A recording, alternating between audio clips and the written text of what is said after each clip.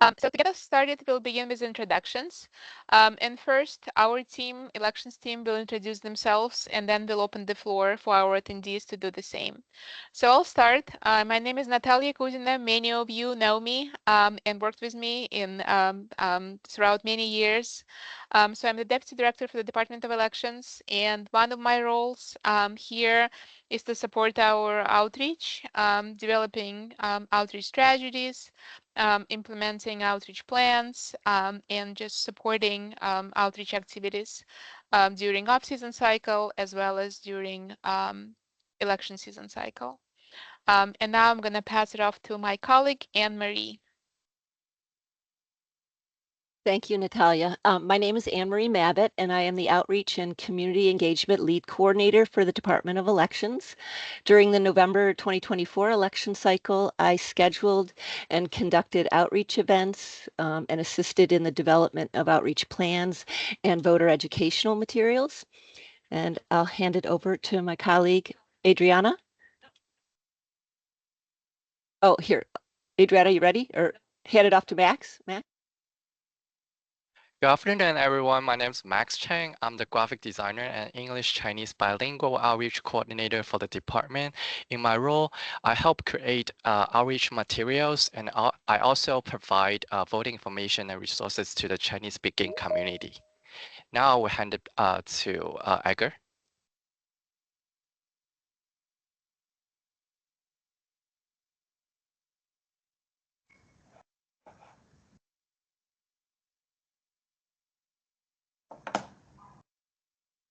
Hi, I'll go ahead and, while Edgar gets himself ready for that.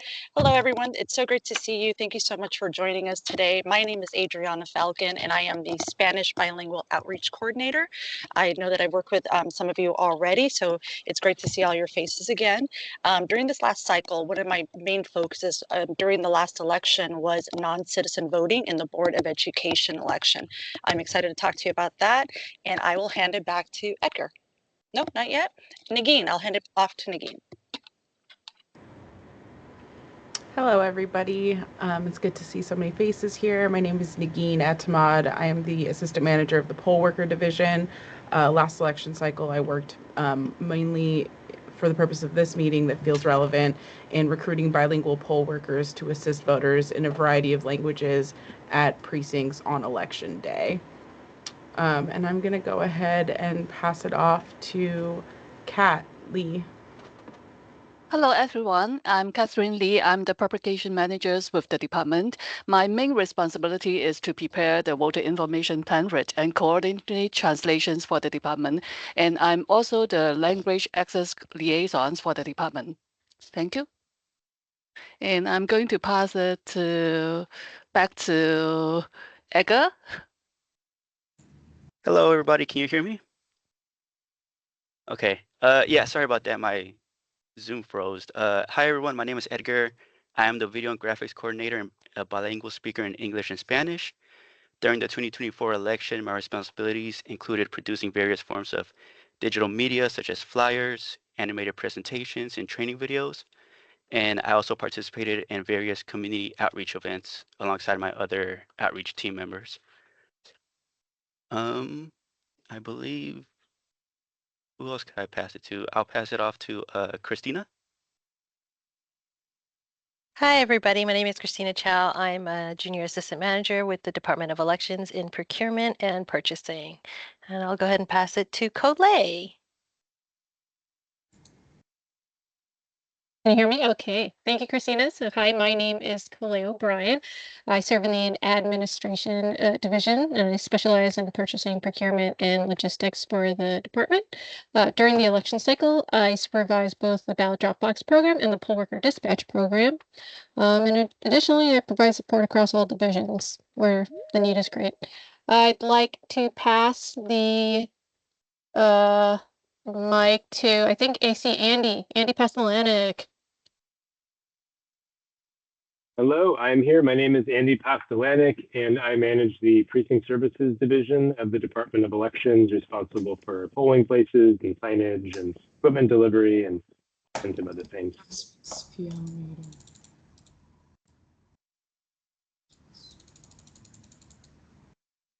All right. Do we have any other elections folks online that haven't introduced themselves yet? I'm happy to go, Natalia. My name is Okay. Tiff. I'm currently supporting the department's campaign services and voter outreach division. In my role, I assist with tasks such as processing and managing voters and candidates' requests, as well as working with the outreach team regarding outreach efforts and engaging voter in our community. Very excited to be continue working with all the LAAC members. In contributing to our efforts to enhance voter accessibility and education. Thank you. All right. Any other folks on the outreach on elections team? I'll go next. I think I'm the last one for the Department of Elections. My name's Norma Agustin. Hello, everyone. I work as HR analyst for the department. As a bilingual Filipino English speaker, I also assist with translating materials in Filipino. I also assist the outreach team in outreach activities, and I am also the ethnic media representative for Filipino Line.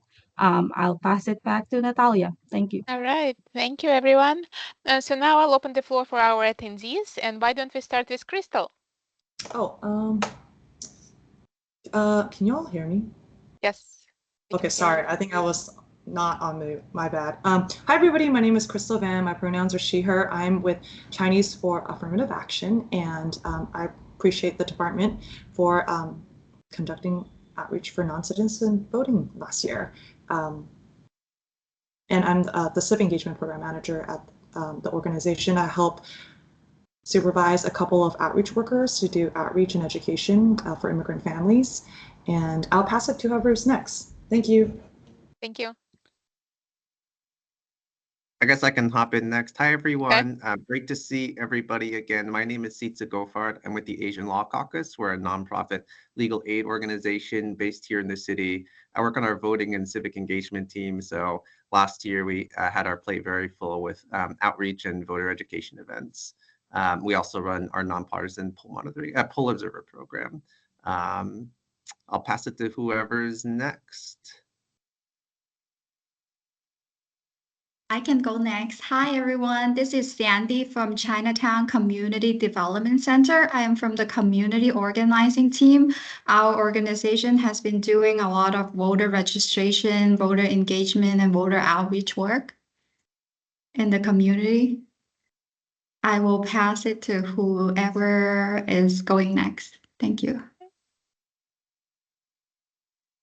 I'm happy to go next. Hi, everyone. My name is Ana de Carolis. My pronouns are she, her. I'm the new Language Access and Policy Manager for the Office of Civic Engagement and Immigrant Affairs for the City and County of San Francisco. Really excited to be part of this committee and learn about your work. And I will say that I will have to drop off a little bit earlier, around 2 p.m. And thanks for inviting me. Yeah. And I think we have just Zoe left, who has not introduced herself, right?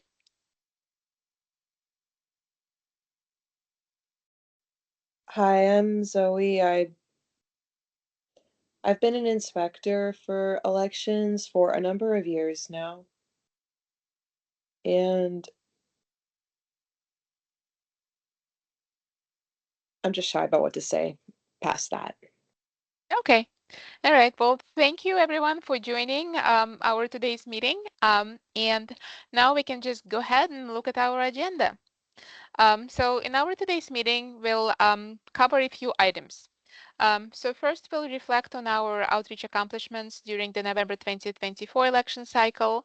Then we'll review the updates to the Language Access Ordinance, including the recent certification of Vietnamese as an official language for the city. And finally, we'll discuss some of the outreach projects for the year ahead.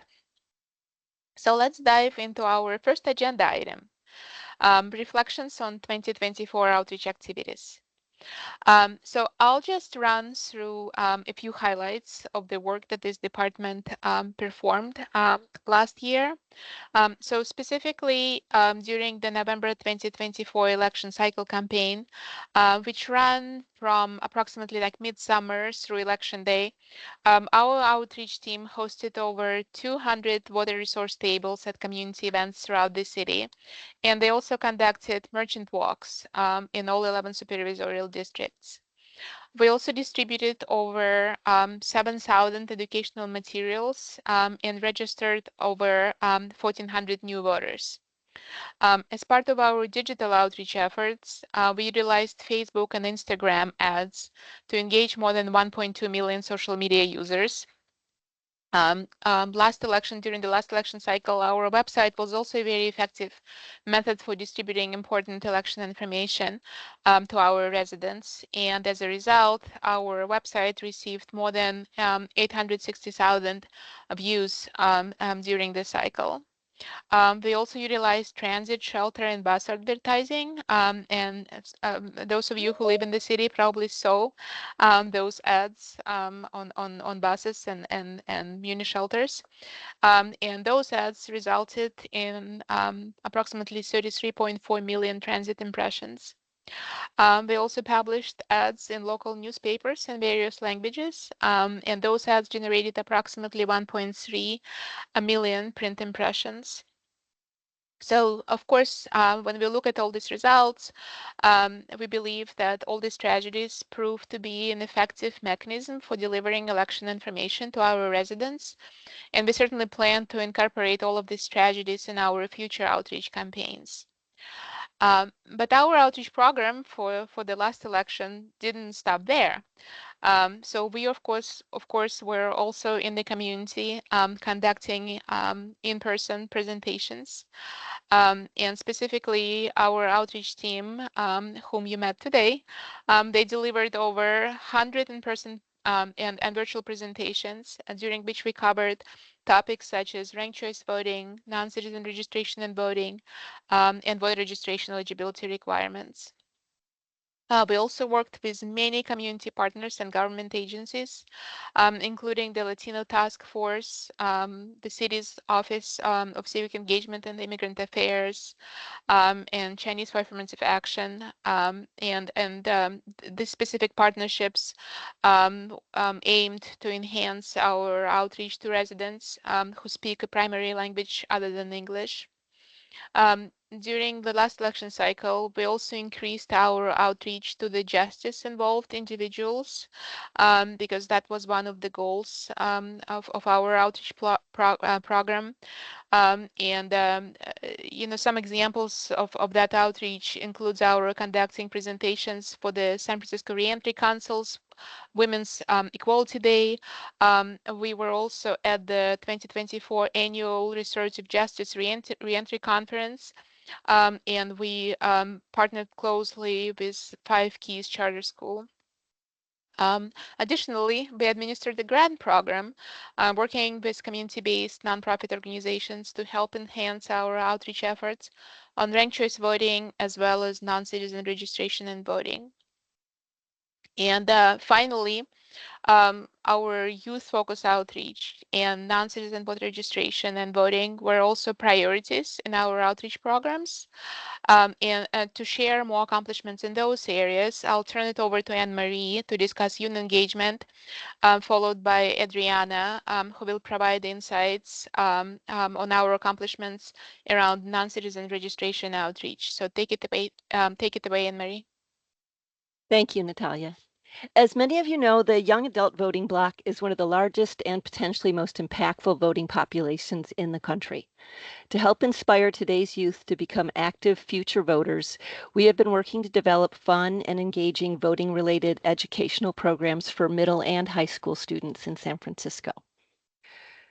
During the November 2024 election cycle, youth outreach was a significant focus. Our outreach team hosted 25 youth-focused outreach events across San Francisco, providing voter education and pre-registration services for more than 1,300 future young voters.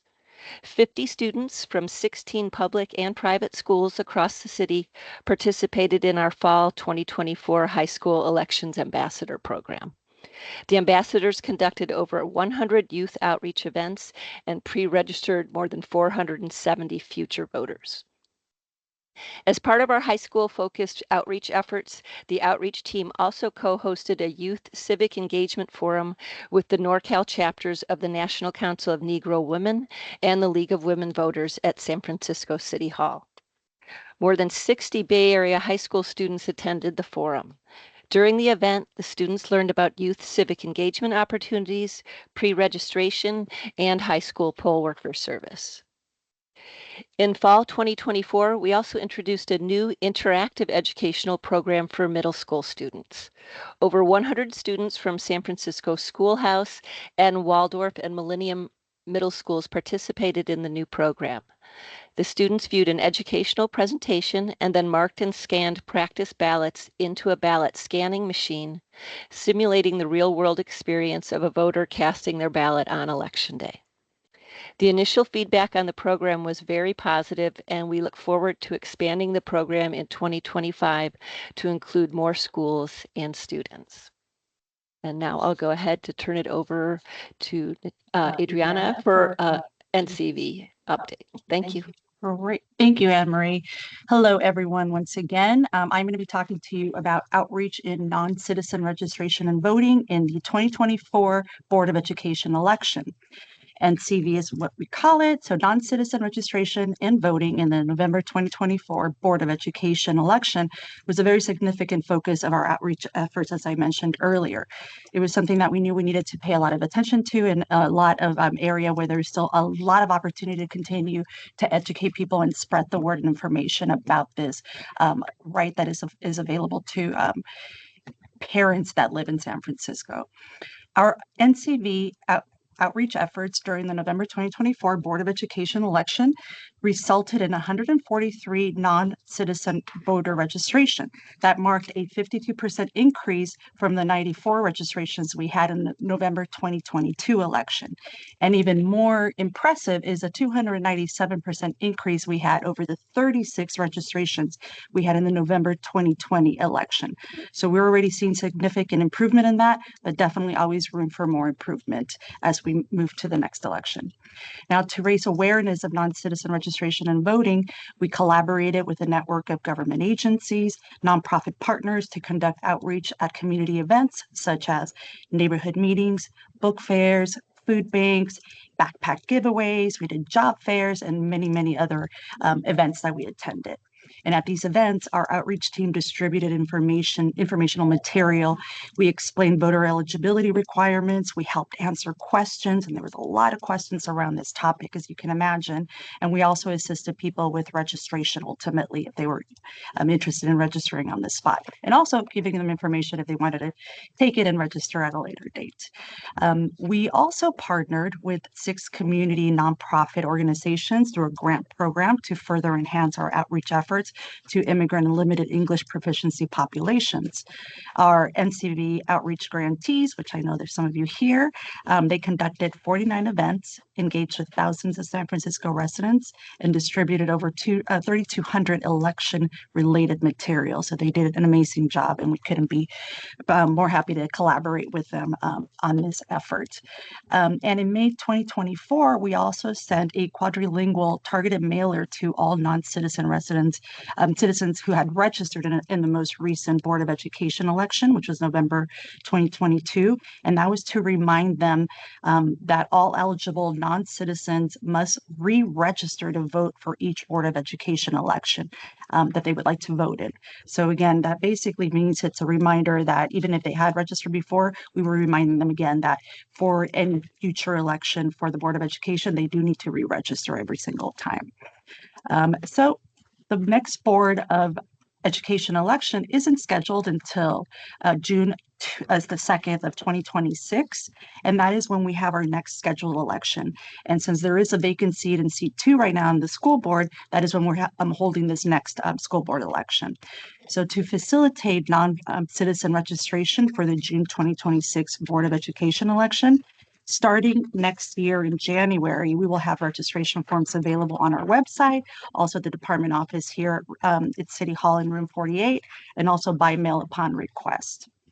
So now in our NCD efforts will also resume in early 2026. But that being said, if you guys have any opportunities, this is an ongoing educational effort. And so if you have anything that we can participate and be in front of this population, please make sure that you do reach out and let us know, and we can collaborate with you on any of those kinds of engagements. And with that, I'll hand it back to Natalia. All right, thank you guys. So I know that this was a quick recap of a lot of work that we did in collaboration with all of you. Does anyone have any questions or comments on what we've covered? Okay.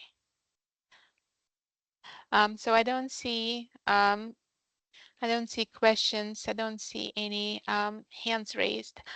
So then before we move on to the next agenda item, I just want to say that, while we are very proud of our efforts to educate and connect with the community during the last election cycle, none of it would have been possible without collaboration of our community partners. And I just want to personally thank you, as well as thank you on behalf of the Department of Elections, um, uh, just for your continuous collaboration and your continuous support of the Department of Elections and our outreach efforts. Thank you everyone to everyone who is here today, and to other local organizations that continue to support our work, even if they couldn't be in attendance today.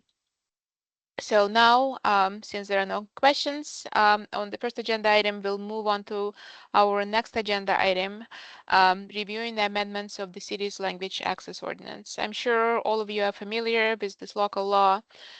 So it's basically designed to enhance, not to enhance, to ensure equitable access to public services programs and information for individuals with limited English proficiency.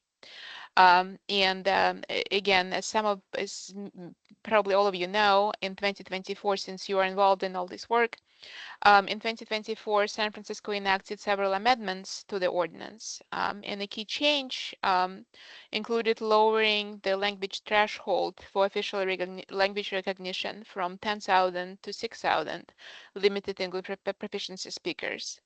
Under this reduced threshold, Vietnamese will become an official language of the city, joining Chinese, Spanish, and Filipino. And with this recognition, city departments are required to provide services in Vietnamese, including the translation of electoral documents. They also must provide interpretation at public meetings, and include interpretation into Vietnamese in other critical services that their departments provide.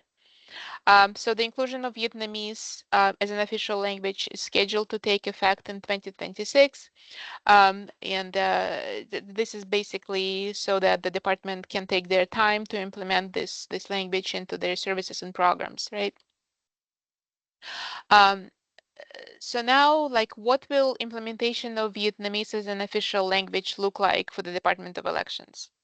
Well, to implement this additional language by 2026, we'll have to take quite a few steps. Thankfully, it's not, it's not the first time that we are implementing a language, so we realize how big of an undertaking it is. Just several years ago, we implemented Filipino. So we essentially going to be using our past plans to implement Filipino to help us implement Vietnamese into our programs and services. So basically, what will we need to do? So we'll need to translate various materials such as ballots, voter information pamphlets, various forms, signage, and outreach materials into Vietnamese. Um, uh, of course, we'll have to translate our website into Vietnamese, and various voter tools.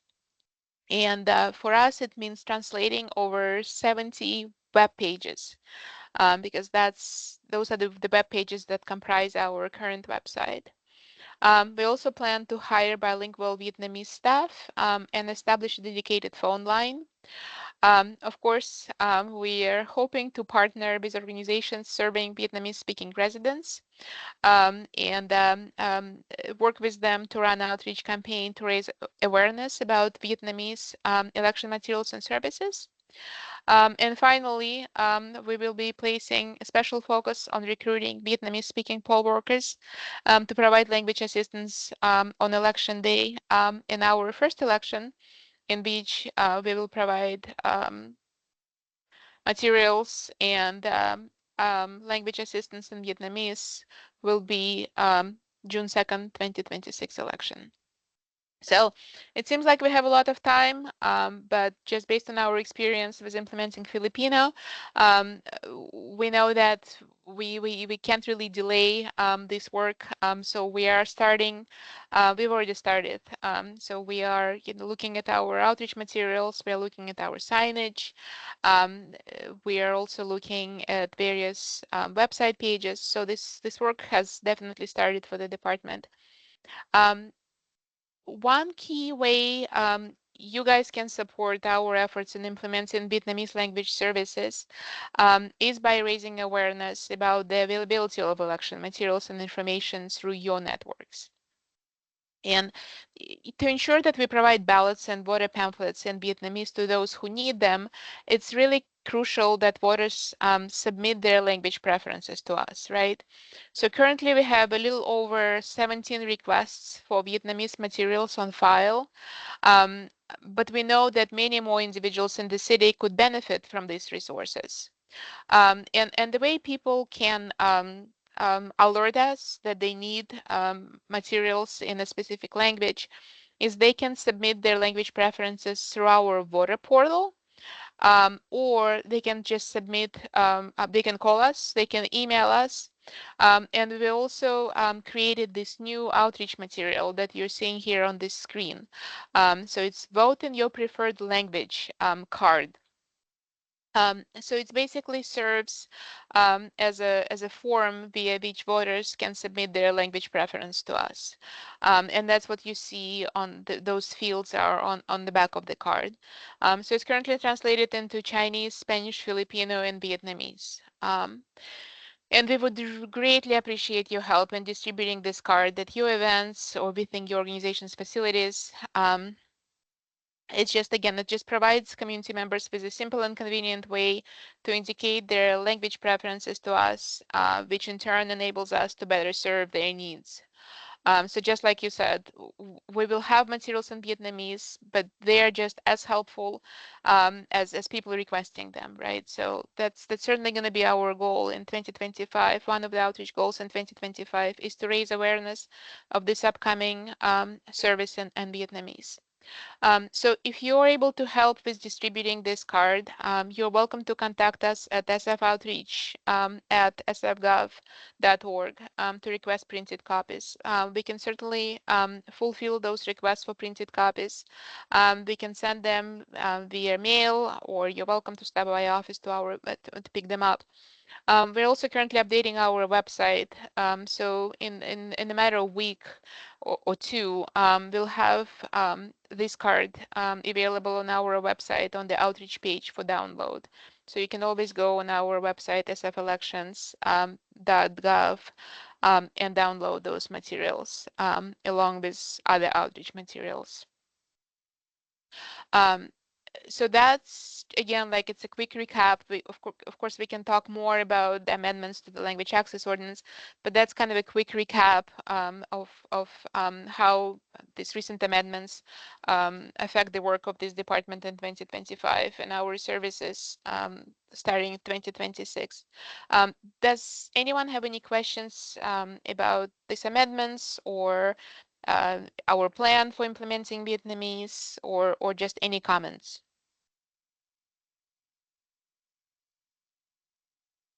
Yes, Anna. Hi, everyone. Again, I'll introduce myself. I'm Anna De Carolis. My pronouns are she, her. I'm the new Language Access and Policy Manager with OSEA, the Office of Civic Engagement and Immigrant Affairs.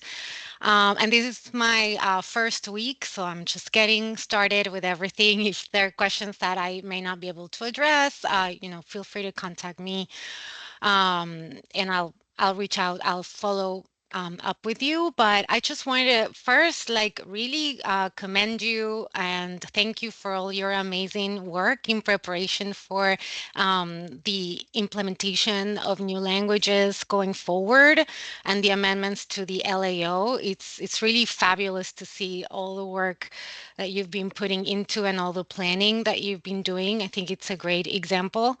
I also wanted to add some information around the process of certification.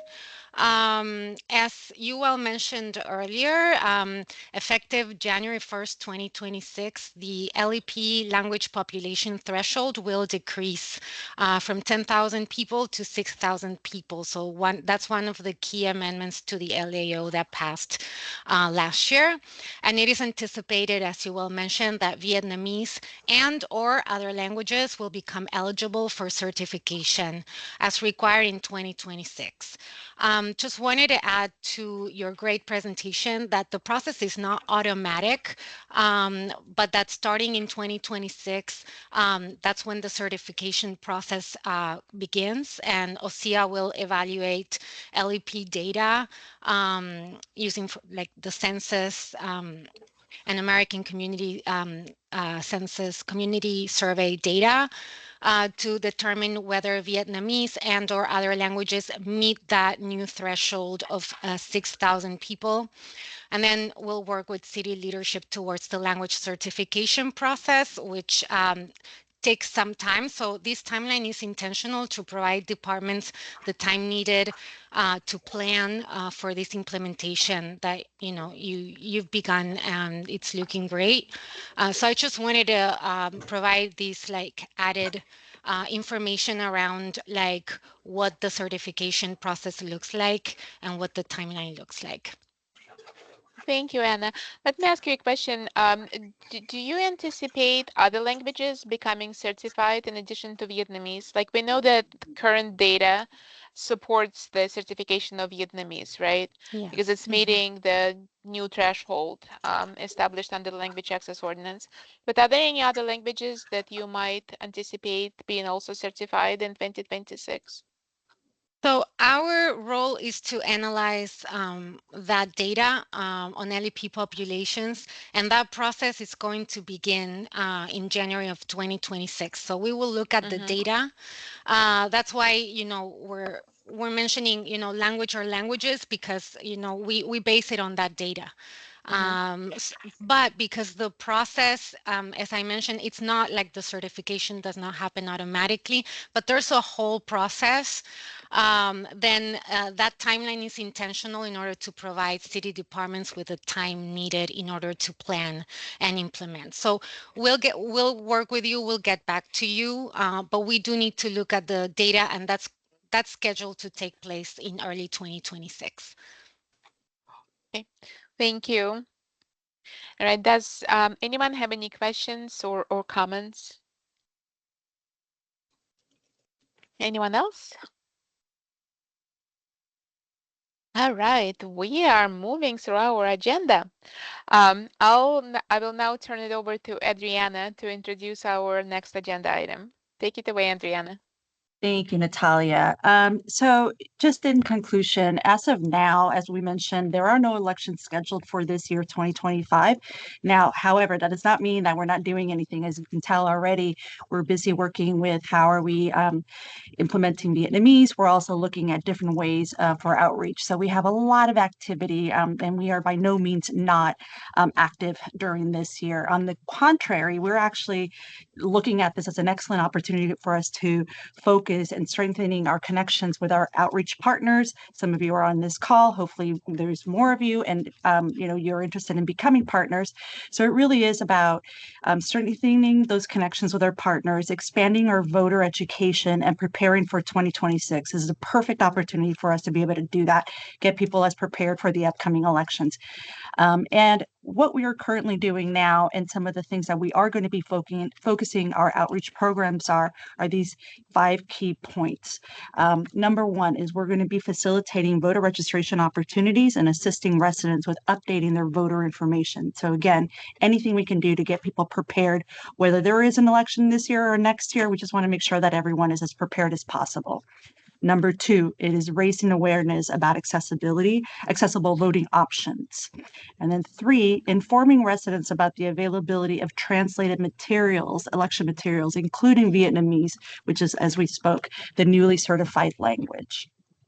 And 4 is promoting our Go Green campaign, which is encouraging voters to opt out of receiving a mailed voter information pamphlet and instead access that online. If you guys are all registered voters, which I assume that you are, you know what I'm referring to. It's that very, very big, thick pamphlet that we get along with our ballot. And so that helps us eliminate a lot of the paper waste. So we definitely want to encourage people to, be part of our Go Green campaign to be able to help us in eliminating some of the waste. So it's a big effort that we're going to have for this year as well. And then 5, we're also planning on expanding our youth-focused outreach by networking with closely with middle schools and high schools. As Anne-Marie mentioned, we've already started doing that. So our goal is to engage students through various activities, including educational presentation and voting system demonstrations, and encouraging them to vote, pre-register to vote early. What we've realized in every election is that obviously the youth vote is very important and it makes a huge impact on the results of an election. So engaging, the young vote to engage earlier is proven to be able to keep them engaged throughout their life and also have them start earlier. So that is a big focus that we are looking for in 2025. Okay, so with that concludes a lot of the information that we've been sharing, right? We've been talking a lot. It gives you a recap of what we've done. So what we want to do now is move into our discussion portion of this presentation. So that means really getting you guys involved and hopefully being able to have a discussion around some of these topics to be able to get your input. Obviously, your partnership is hugely important to us and very valuable to us. So hearing from you on how we can improve on a lot of our efforts would be really helpful for us this year and obviously for next year and being prepared for 2026. So with that, we're going to jump into our discussion portion of the presentation. And again, your engagement is the most valuable and I think for everybody. So we might be calling out on some people, so be prepared for that. So I'm going to kick it off. Discussion number 1 is enhancing our voter registration. So what does that mean?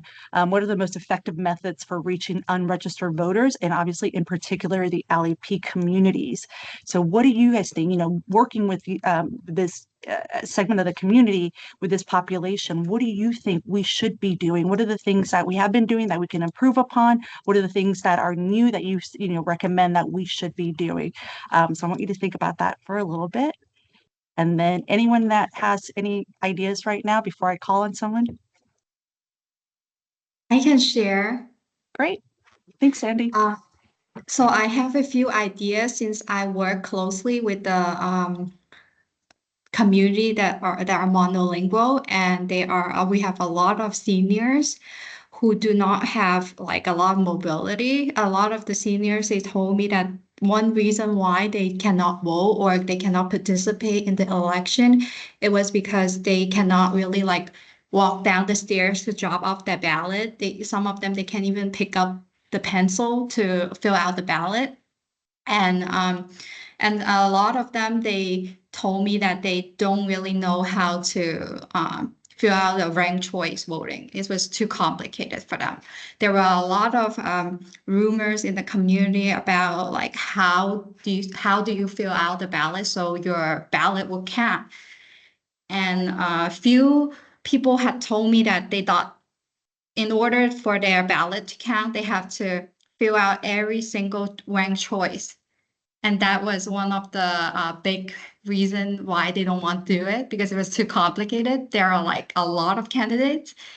And I think some of the ways that we can reach out to these unregistered voters and encourage the voters to vote is to culturally relevant community events, such as like the street fairs and like major holidays events, as well as a peer ambassador and neighborhood navigator program. From what I know is that, especially in the Chinese community, we have a lot of community members who learn information through word of mouth. So if like they don't know how to vote, it's really likely that they will reach out to their friends to ask for help. And I think it's really important for us to identify those like community leaders to train them into ambassadors so they can help more people to register to vote and help them to know how to vote. And one more thing, lastly, I think if we have a hotline that residents from the voters, unregistered voter from the LEP community, that they can ask questions in their preferred language through the hotline, that would be really helpful. Because towards the election day, I have encountered a lot of voters that they really want to vote for a candidate. They really want to vote for a proposition, but they don't really know how to do that. And if there's like a phone hotline that can allow them to just call in the language that they speak, that would really help them to like navigate through this like through the election process. Thank you. That's fantastic. Thank you so much for those ideas. I think that there's a lot here that we can work with. And Sandy, I would love to be able to, for you and I to connect at some point and maybe come up with other ideas. I know that some of these things we have been doing, and obviously there's a lot of room again to be able to improve and grow the, some of the initiatives.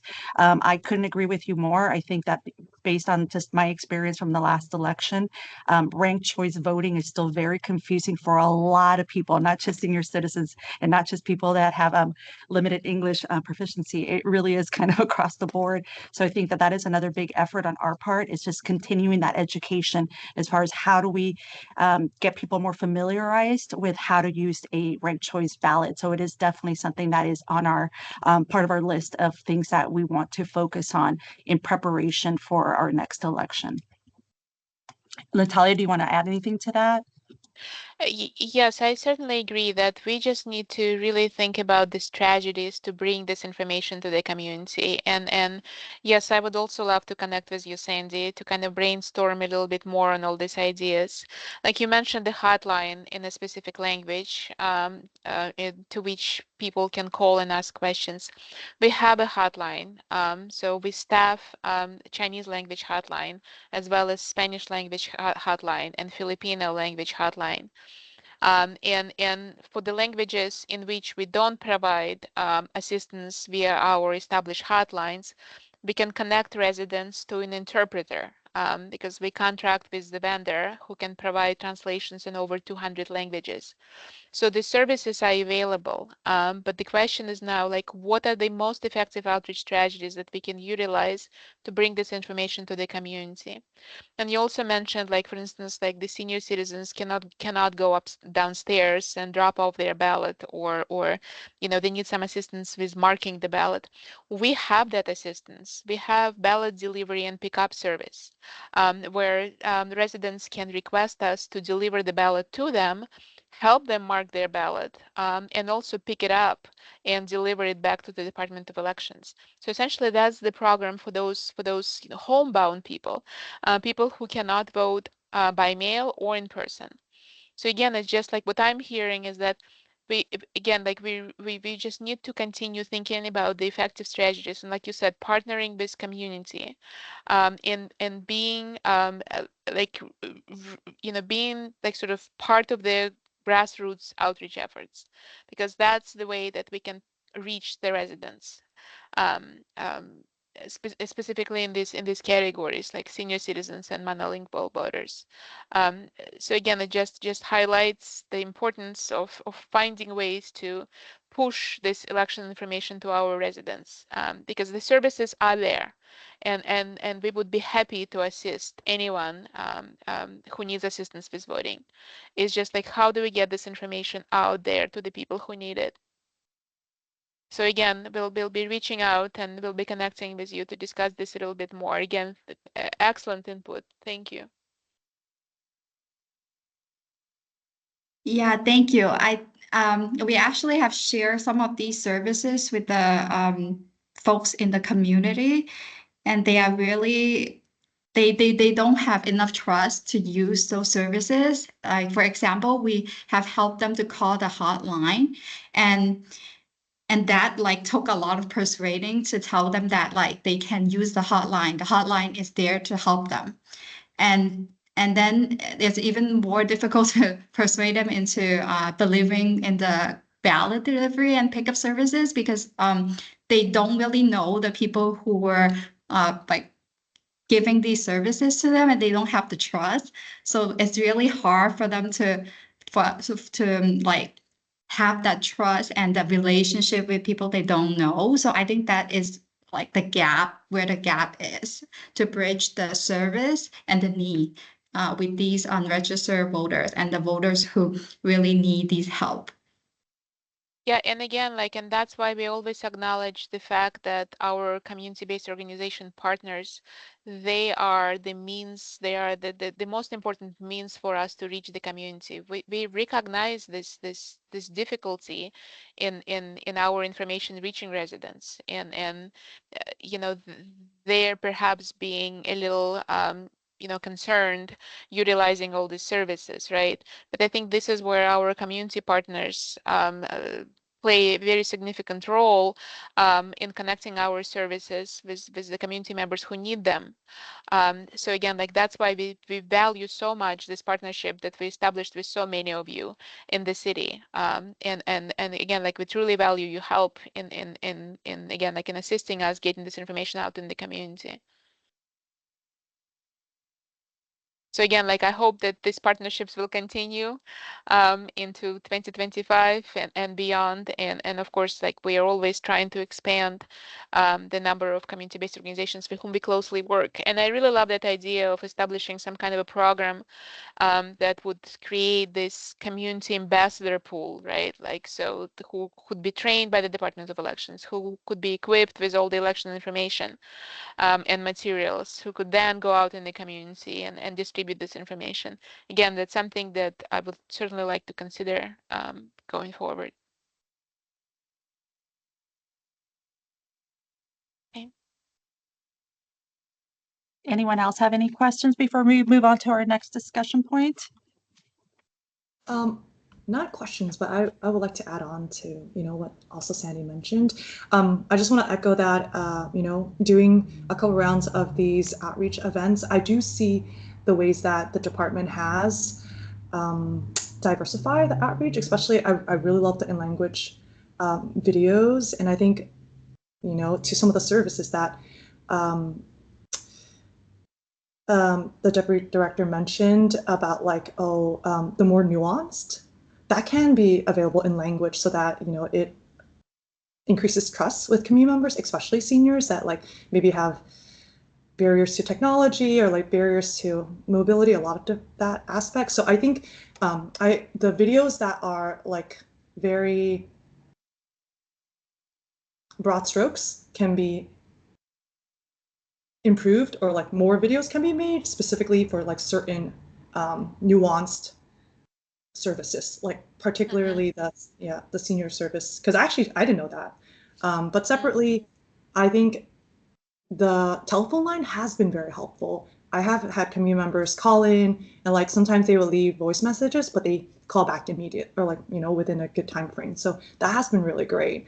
So two suggestions I've had, and I don't know if it's implementable per se, but I also recall you all mentioning about going green. I think something has been very helpful in the community is text message updates. And I don't know if the department does this yet, but I know 311 does that, and it's a mass update of oh, this information. I wonder if the department can utilize something like that, but also in language, because I hear time and time again community members mentioning immediate cell phone updates.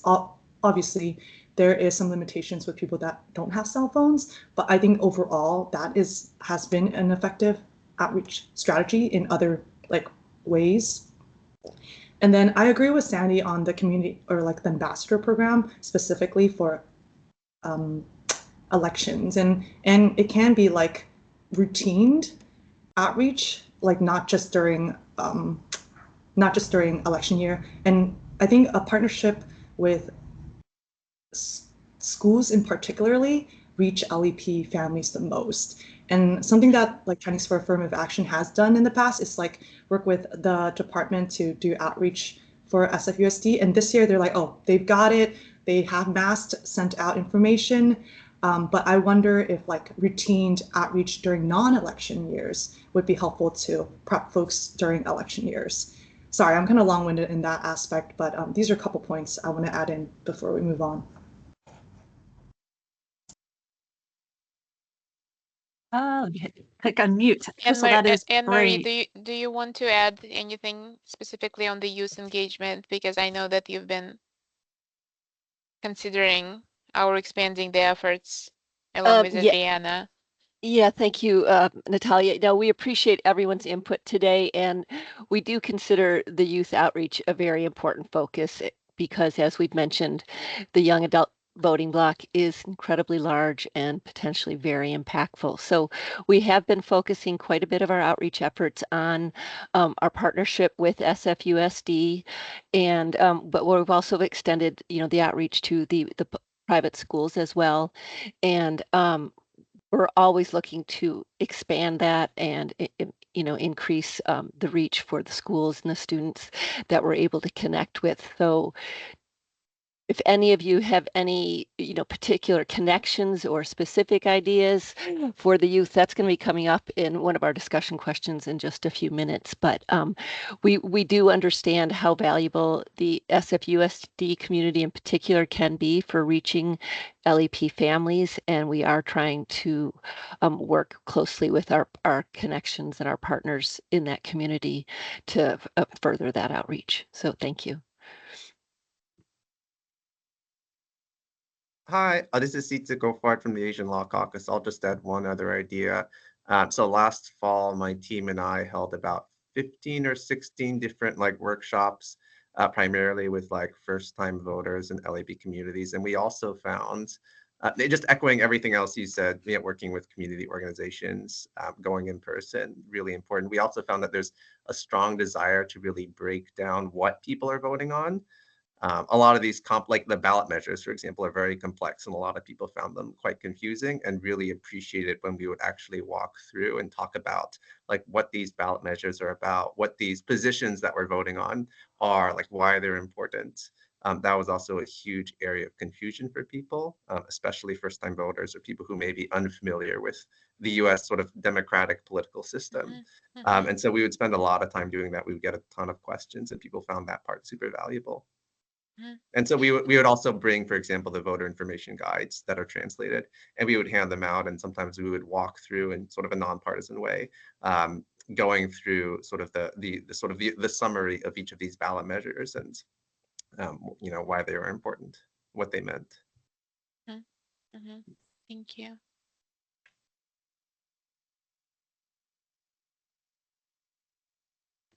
Great. Anyone else? All right. Thank you so much. That was a great conversation. We really appreciate everyone's input. And I will move on to the next one. Okay, discussion 2 is promoting awareness of translated election materials. What outreach strategies can we use to inform Vietnamese speaker residents about the availability of translated election materials? Do we have any Vietnamese speakers or any familiar with the Vietnamese community in San Francisco? Anybody work for the organization that serve the Vietnamese community in San Francisco?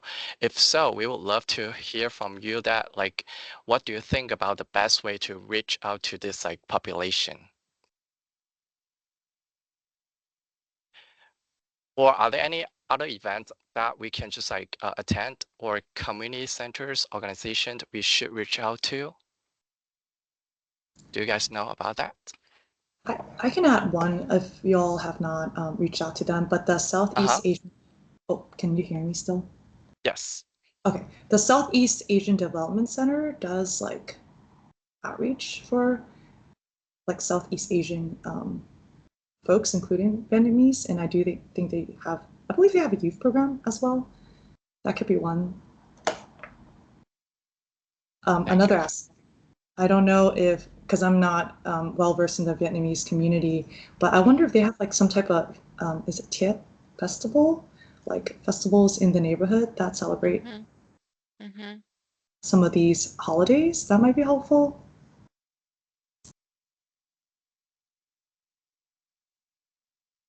Thank you, Crystal. Is anybody else?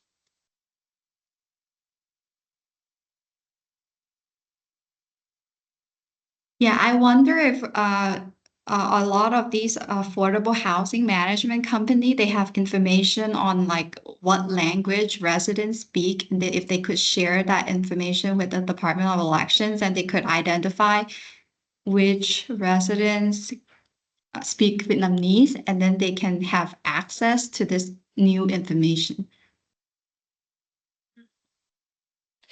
Yeah, I just want to add to this is how we plan to identify some of those voters who might benefit from receiving election materials in Vietnamese is we plan to look at our registration database and look for records of voters who were born in Vietnamese speaking countries and directly reach out to them. If we have email address on file for them, we plan to email them and say something like between these lines where like, hey, do you know that starting in 2026, you can receive your ballot in Vietnamese and other election materials in Vietnamese. And if we have no email on file, that we plan to send them a postcard.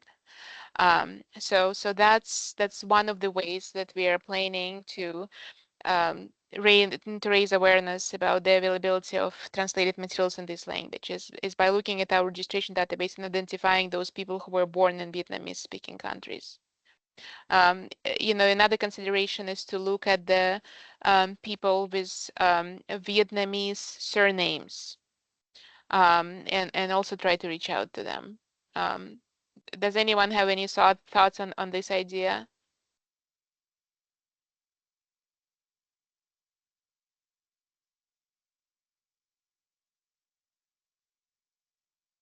I think those sounds good.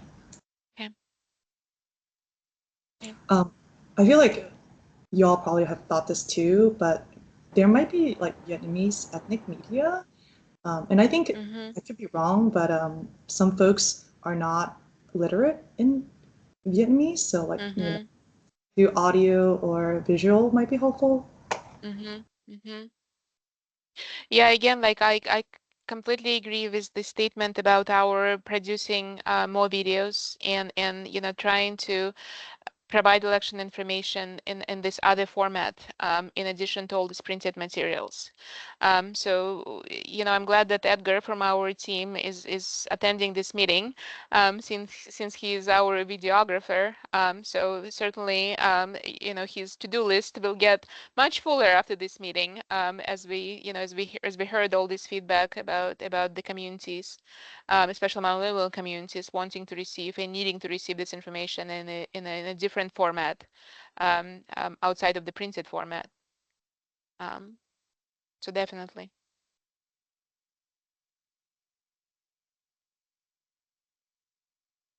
Thank you. If no more comments, we will move to discussion 3.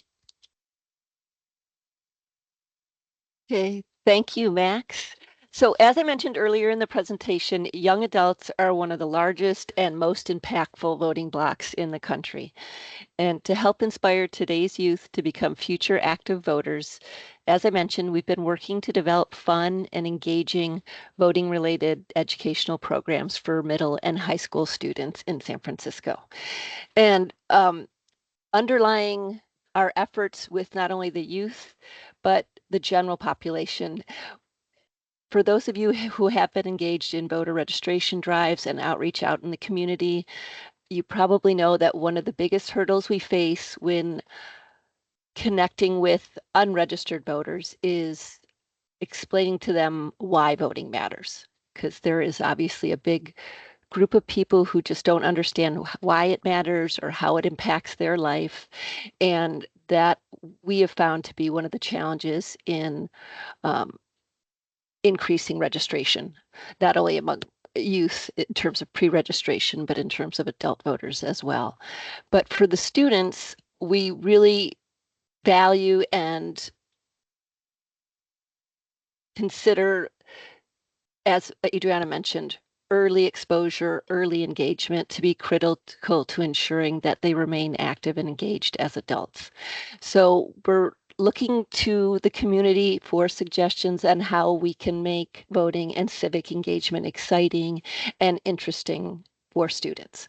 So if anyone here today at the meeting has any suggestions, whether it's a specific program or idea for or an activity, or just something helpful that you found in the past for overcoming that hurdle I mentioned in terms of explaining or why voting matters and why it's important.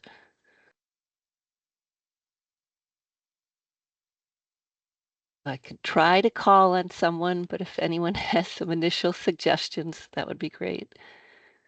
Hi, Anne-Marie, here again. Thank you, Crystal. Yes, and I do want to highlight, the slides that you all shared before. That's also news to me, which I think is super exciting, partnering with schools and like having mock elections and stuff and jazz like that. I think to my earlier point, something I recently found out from MLK, middle school, they did a family night, like election day family night, where they incorporated students and parents. So I think that's a really great example of not just like the students, but like a family affair, positive family affair, to engage them in like meaningful conversation, also encourage youth and their family, whether they're voters or not, to learn more about the system. Yeah, so we actually attended that one. Oh, perfect. Okay, yeah, so it was a really great event. So we did, we definitely attended that one. It was fantastic, and I agree with you. I think more online in that nature, in that kind of format, are great. And I didn't mean to be redundant, but I just want to put that out there. Yes, and thank you, everybody. I have to hop off now. Appreciate it. Thank you so much, Crystal. We really appreciate participating today and your suggestions. Thank you. Okay, so Crystal is gone, but anybody else have any suggestions or ideas for programs, activities, or just concepts or, ideas for, yes, Sandy, thank you. So I wonder so I know there has been a focus on outreaching and engaging more middle school and high school students to vote. I wonder what is the current, like the latest turnout for young people between 18 to 24 to vote in elections. And I was wondering if we have any strategies in terms of reaching out to that age gap. From what I think, from what I know, is that I think the voter turnout for young people is not that high in San Francisco. Yes, unfortunately, and I think that's not unique to San Francisco. I think in general, we find a surprisingly low participation rate or lower than we'd expect among young voters, considering how much impact and fresh ideas they could bring to the process. So in addition to the middle and high school student programs that we have, we do focus efforts on reaching college students.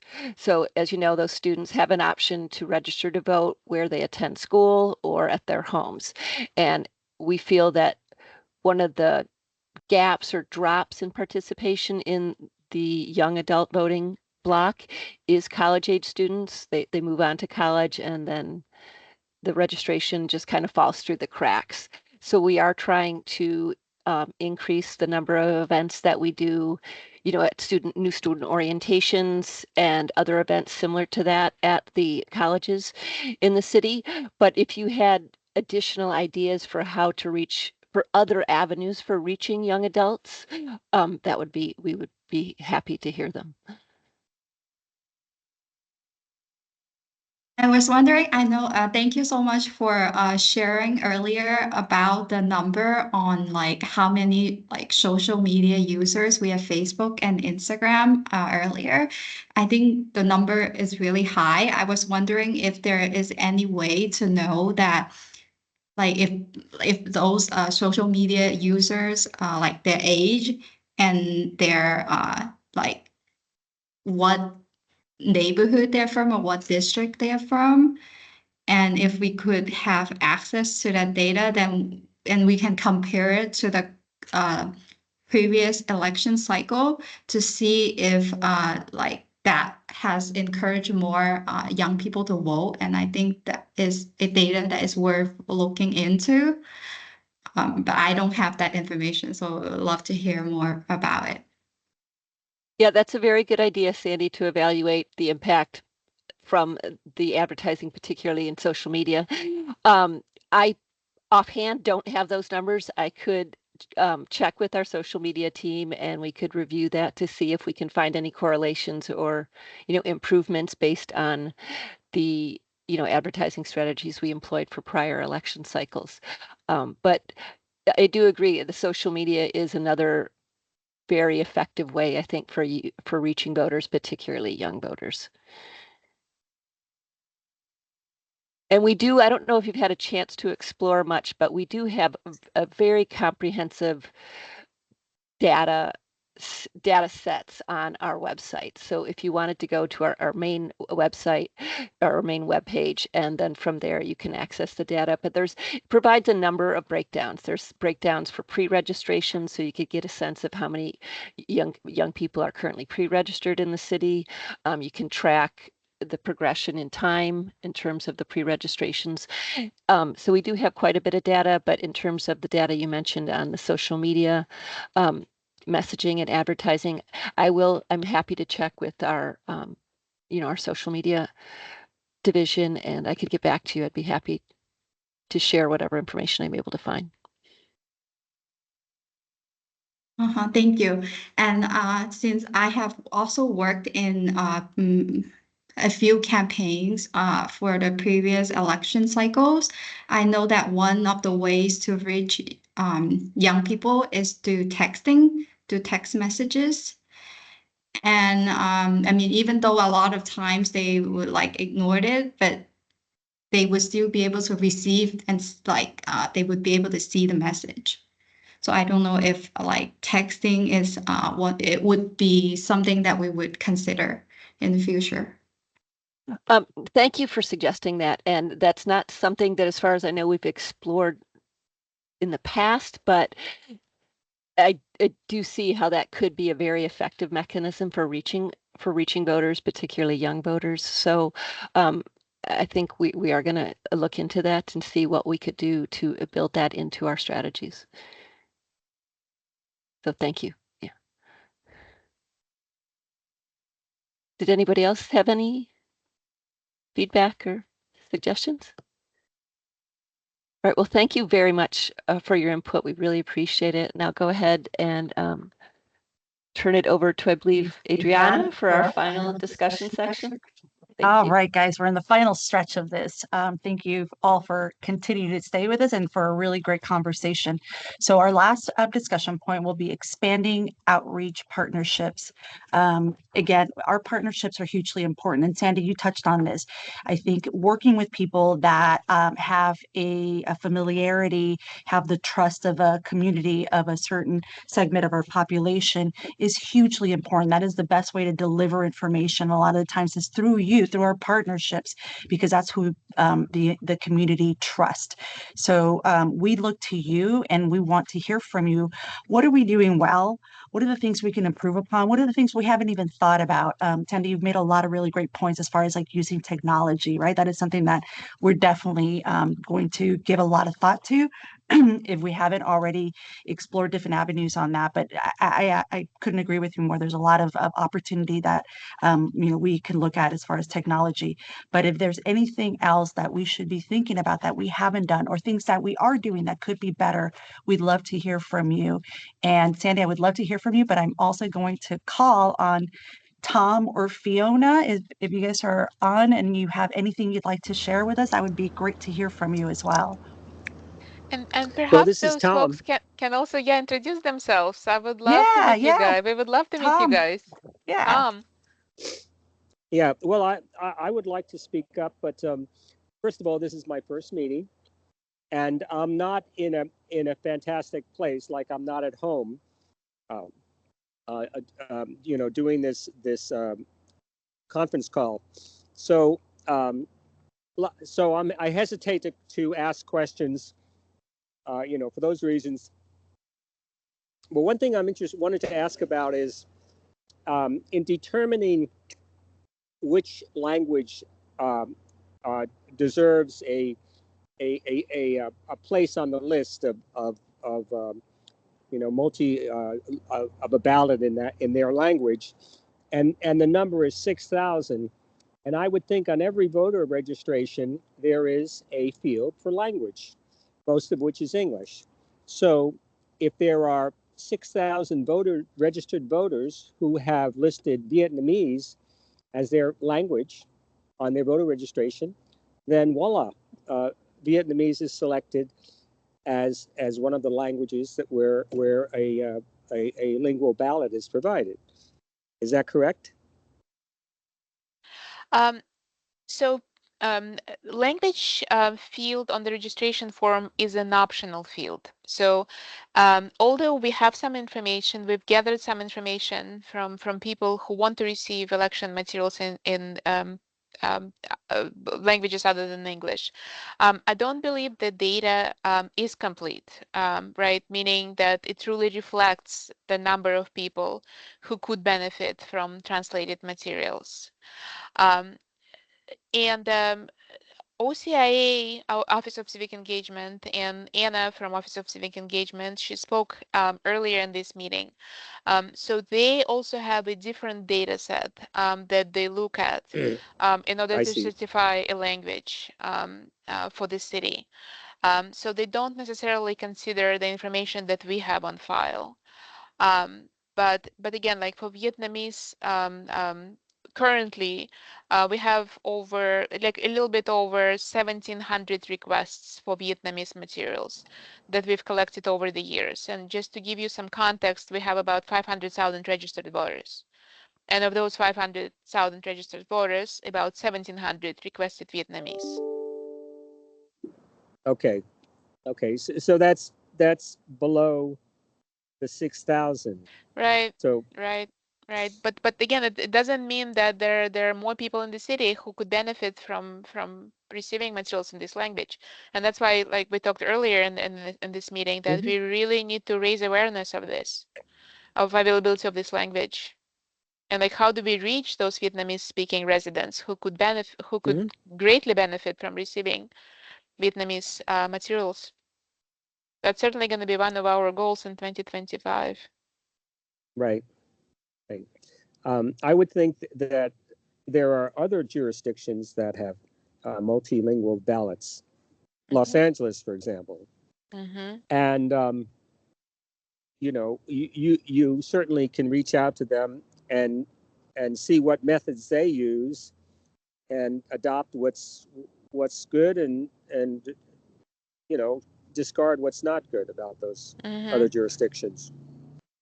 And then I'm sure laws differ from state to state as well. Right. Yeah, LA definitely has more required languages than we do.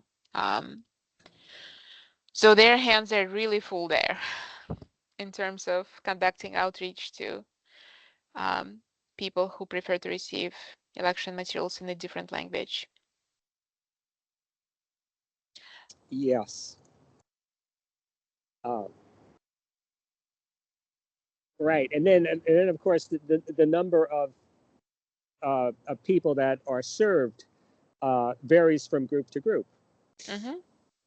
Right. Yep, you're absolutely right.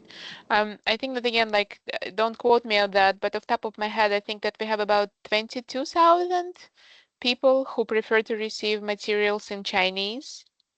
I can actually pull up our tool. We have a tool on our website. So and it, Go when ahead, you're Tom. talking about a website, Well, do you mean the Department of Elections website? yeah, so it's sfelections.org. Yeah. Yeah, and under resources, we have section on the website that's titled data. And if we go to the registration tab on that tool and click on registration by language, this is where we could see how many people requested materials in language other than English. So Tiff just dropped a link to that tool. Oh, here we go. Thank you very much. I see. So see, like for Chinese language, we have 30,000 requests. Okay, so I was off there, but by not much. And then in Filipino, we have about 1,000 requests, right? So for Vietnamese, we have a little bit over 1,700,000. So these are all the requests for translated materials that we received over the years. I see. I see. And so the LAAC has no does not have its own website, but it's integrated into the Department of Elections website. They do have their own website. It's Office of Civic Engagement and Office of Civic Engagement and Immigrant Affairs. They also have a data portion on their website, so they consider that data when certifying a language for the city. Okay. And Kat just dropped a link. There is also a link in the chat. Okay. For the OCIA website. Okay. OCA. I'd make a note of that. Thank you very much. Tom, are you representing any organization or are you just a community member interested in improving the services? I'm interested in improving the services. I did work in the March election as a Fed. So I had some interaction with Norma in that respect. I certainly am interested in our election system. Wonderful, wonderful. Yes, welcome to our group. Yes, thank you. Thank you. Thanks, Tom. Does anyone else have any comments that they would like to add on how we expand our outreach partnerships? Fiona or Sandy, anyone want to jump in before we wrap up?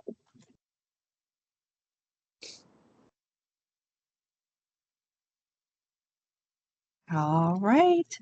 Well, thank you so much. That concludes our discussion part of the presentation. Thank you again for everyone's input. It's so helpful, so valuable. We definitely want to either reach out to you or obviously for us, we're going to start looking into a lot of the points that you guys have made, and we'll reach out to you if we have any further questions, or we would love a collaboration with you as well. And with that, I'll hand it back to Natalia. Okay.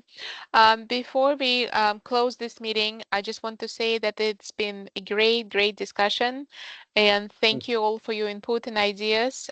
So we hope to take all these ideas, create some tangible implementation plans around some of these ideas, and share those plans with all of you in our next LAAC meeting.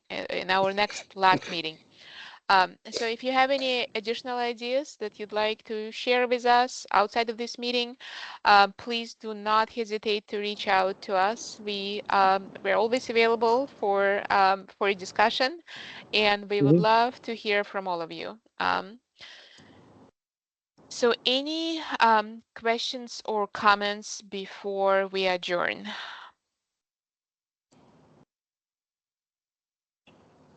Okay. I'm not seeing any questions or comments. Let's go to our next slide. Okay. So before we adjourn, I just want to mention that here on the slide, you see the schedule of our upcoming LAAC meetings, with the next meeting being scheduled for May 7th, the following meeting on August 6th, and the last meeting of the year is scheduled for November 5th. With that said, if we have certain important information to share with you, or if we believe there is a need to meet again as a group, we can always schedule a special meeting with this group.